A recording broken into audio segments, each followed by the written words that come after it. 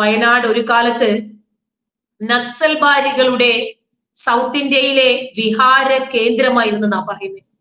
ഇപ്പോഴ് വയനാട്ടിലെ ഭീകര പ്രവർത്തനങ്ങൾ സംബന്ധിച്ച് കേന്ദ്ര IB-യുടെ റിപ്പോർട്ട് വന്നതിന് വൈകാതെയാണ് താലിബാൻ മോഡലിലെ ഈ കൊല നടക്കുന്നത്. ഐസിസുകാർ കൊണ്ടുപോയി ഒറ്റയടിക്ക് തലയ്ക്ക് ഷൂട്ട് ചെയ്തേയുള്ളൂ. കണ്ണൊന്ന് പിടിച്ച് കെട്ടി ഒന്ന് തള്ളിയിടുന്നു, വലിയൊരു കുഴിക്കകത്ത് പോയി വീഴുന്നു. കൃത്യം ഹെഡ് ഷൂട്ടാണ് അവർ ചെയ്യുന്നത്.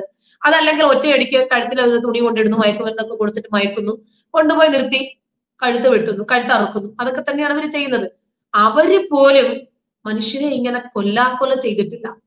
മുതിർന്ന മാധ്യമ പ്രവർത്തകനായ അജയ് കുമാറിന്റെ ചില വെളിപ്പെടുത്തലുകൾ വളരെ നിർണായകമായി ഇന്ന് സോഷ്യൽ മീഡിയകളിൽ നമ്മളൊക്കെ ഇത് കാണുവാണ്, നമ്മളൊക്കെ ഇത് വായിക്കുവാണ്, ഞെട്ടലാണ്.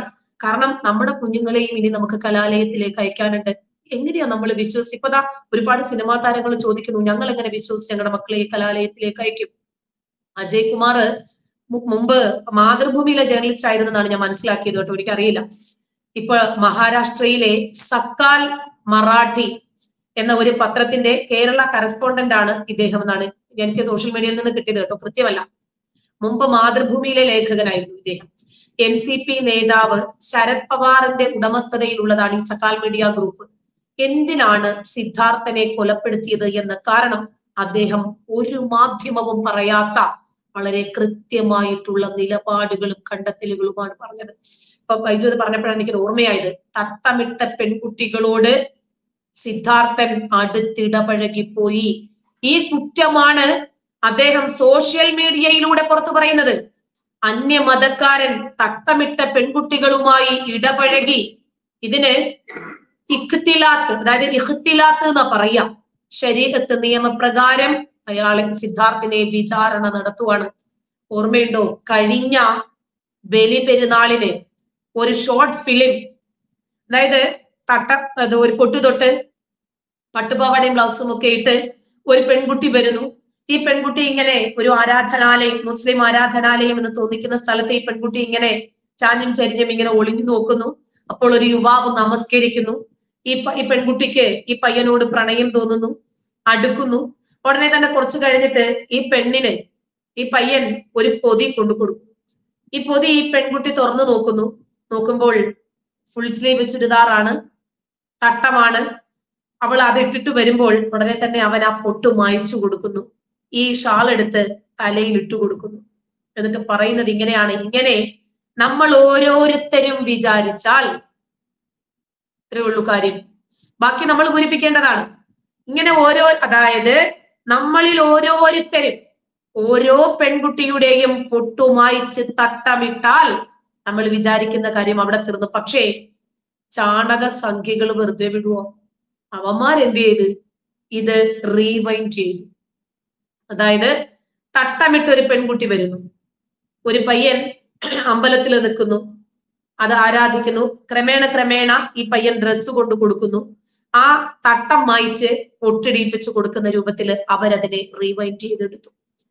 ഏത് രൂപത്തിലുള്ള സന്ദേശമാണ് ഇവർ നൽകുന്നത് നോക്കിക്കോ. അതായത് ഒരു തട്ടമിട്ട പെൺകുട്ടി അങ്ങോട്ട് പോയാൽ പ്രശ്നമാണ്, നമുക്ക് ഇൻകമിങ് ഓക്കെയാ. ഏത് പൊട്ടു തൊട്ട പെണ്ണിനും ഇങ്ങോട്ട് വരാം, നമ്മൾ റെഡിയാണ്. അപ്പോ ഇവിടെ നിന്ന് ഒരാളും അങ്ങോട്ട് പോകാൻ ഞങ്ങൾ അനുവദിക്കില്ല. ക്രിസ്ത്യൻ പെൺകുട്ടികളും ഹിന്ദു പെൺകുട്ടികളും ഇങ്ങോട്ട് വരട്ടെ, നമുക്ക് സ്വാഗതം. എന്തിനാണ് പാലാ ബിഷപ്പിന്റെ നാവരിയണമെന്ന് പറഞ്ഞത്? പാലാ ബിഷപ്പിന്റെ തല വെട്ടണമെന്ന് എന്തിനാ പറഞ്ഞത്? നാർക്കോട്ടിക് ജിഹാദും ലവ് ജിഹാദും ഉണ്ടെന്ന് പറഞ്ഞത്. പെൺകുട്ടികൾക്കൊപ്പം വാലന്റൈൻസ് ഡേയില് ഡാൻസ് ചെയ്തു പോയി.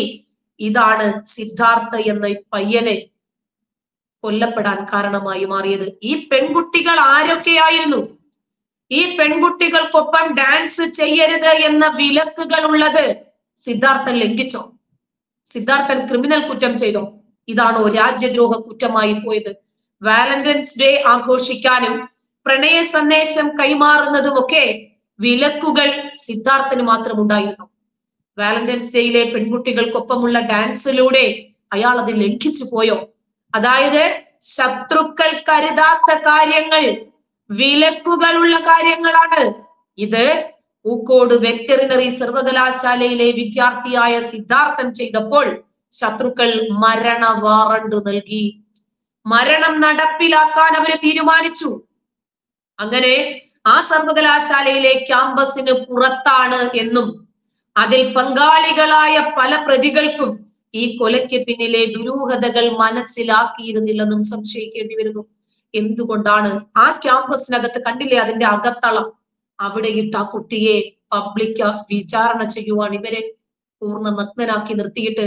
എന്തായിരുന്നാലും സിദ്ധാർത്ഥൻ കൊല ചെയ്യപ്പെട്ടതിൽ ഉന്നതതല അന്വേഷണം ഉണ്ടാകുമെന്ന് തന്നെ നമുക്ക് പ്രതീക്ഷിക്കാം.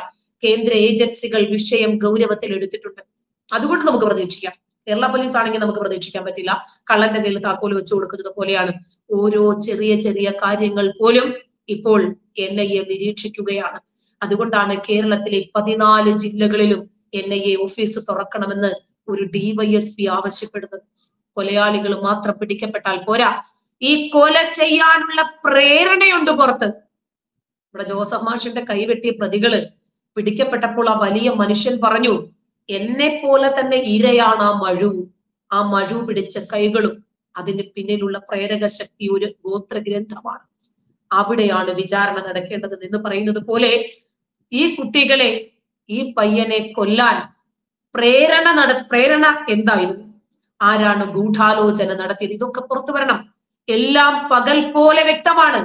വയനാട്ടിലെ പൂക്കാട് വെറ്ററിനറി സർവകലാശാലയിലെ മണ്ണിൽ അതിന്റെ തെളിവുകൾ ഉണ്ട്. അത് അന്വേഷിച്ച് കണ്ടുപിടിക്കണമെന്ന് മാത്രമേ ഉള്ളൂ. പക്ഷെ ആ തെളിവുകൾ വിളിച്ചു പറയാൻ, യഥാർത്ഥ പ്രതികളെ ചൂണ്ടിക്കാണിക്കാൻ പോലീസ് ഭയക്കുന്നത് എന്തുകൊണ്ടാണ്? സിദ്ധാർത്ഥന്റെ കൊലപാതകം വെറും ഒരു രാഷ്ട്രീയ കൊലയാണെന്ന് ഞാൻ വിചാരിക്കുന്നില്ല. ഇതിനകത്ത് മതമുണ്ട്, ഇതിനകത്ത് മത തീവ്രവാദമുണ്ട്, മതപരിവർത്തന സംഘടിത ശക്തികളുണ്ട്. ഒരിക്കലും പെൺകുട്ടികളുമായി ഡാൻസ് ചെയ്തു എന്നും വാലന്റൈൻസ് ഡേയിൽ ഒരു ആഘോഷം നടത്തി എന്നതിന്റെയും പേരിൽ ഒരു രാഷ്ട്രീയ കൊലപാതകം ഉണ്ടാകുമെന്ന് ബൈജു ഞാൻ വിശ്വസിക്കുന്നില്ല. SFIയെ സംബന്ധിച്ചിടത്തോളം ഇത്തരം ആഘോഷങ്ങൾക്ക് വിലക്കുണ്ടെന്നും ഞാൻ വിചാരിക്കുന്നില്ല. അവര് ഇന്റർകാസ്റ്റ് മാരേജ് നടക്കണം എന്ന് പറയുന്നവരാ, അത്തരം പ്രണയങ്ങൾ നടക്കണം എന്ന് പറയുന്നവരാ. അതൊന്നും അവർക്കിടയിൽ ഉണ്ടെന്ന് എനിക്ക് തോന്നുന്നില്ല. ഇത്തരത്തിലൊരു ആഘോഷം നടക്കുന്ന സമയത്ത് അത്തരത്തിലൊരു ഡാൻസ് ചെയ്ത് ഒരു ആൺകുട്ടിയെ കൊല്ലാൻ മാത്രം രാഷ്ട്രീയ തീരുമാനമൊക്കെ SFIക്കുണ്ടോ എന്ന് ആലോചിക്കണം. രാഷ്ട്രീയപരമായി എടുക്കേണ്ടുന്ന ഒരു വിഷയമാണോ ഇത്? ഇത് കൃത്യമായി ദിവസങ്ങൾ നീണ്ട ഗൂഢാലോചനയിലാണ് സിദ്ധാർത്ഥിനെ കൊലപ്പെടുത്തിയത് എന്ന് ഞാൻ വിചാരിക്കുന്നു.